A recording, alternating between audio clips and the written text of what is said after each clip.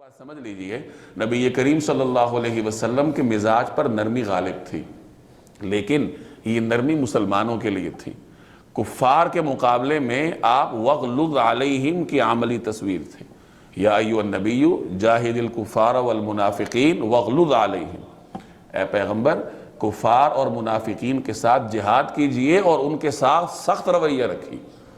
یہ تو صحابہ کرام کی بھی اللہ نے توصیف فرمائی کہ اشداء علی الکفار رحماء بینہم، آپس میں تو رحیم ہیں ایک دوسرے کے ساتھ، رحمت کا معاملہ کرتے ہیں، لیکن کفر کے مقابلے میں سخت ہیں۔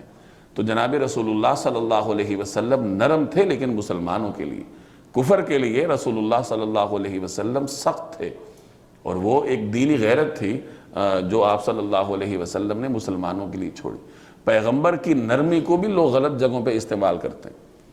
نرمی کا اپنی جگہ ہوتی ہے اور سختی کی جگہ اپنی ہوتی ہے۔ جیسے قرآن کریم میں دو مختلف جہتیں ہیں، یہاں اللہ کہہ رہا ہے کہ اللہ کی رحمت سے آپ نرم ہیں، دوسری جگہ اللہ خود آپ کو حکم دے رہا ہے وَغْلُظْ عَلَيْهِمْ کہ ان کے اوپر سختی کیجئے، سخت رویہ رکھیے۔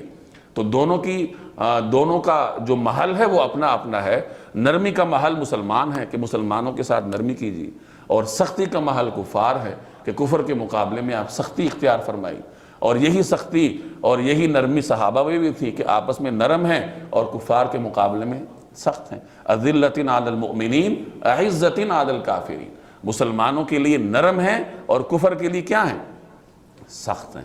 تو جہاں کفر سے اس مسلمان کا سامنا پڑتا ہے تو وہاں مسلمان ڈٹتا ہے، وہاں سختی اختیار کرتا ہے، دین کے معاملے میں، ذاتی معاملات میں نہیں۔ اور جہاں پر مسلمانوں کے ساتھ معاملہ ہوتا ہے تو پھر مسلمان ریشم کی طرح نرم ہوتا ہے۔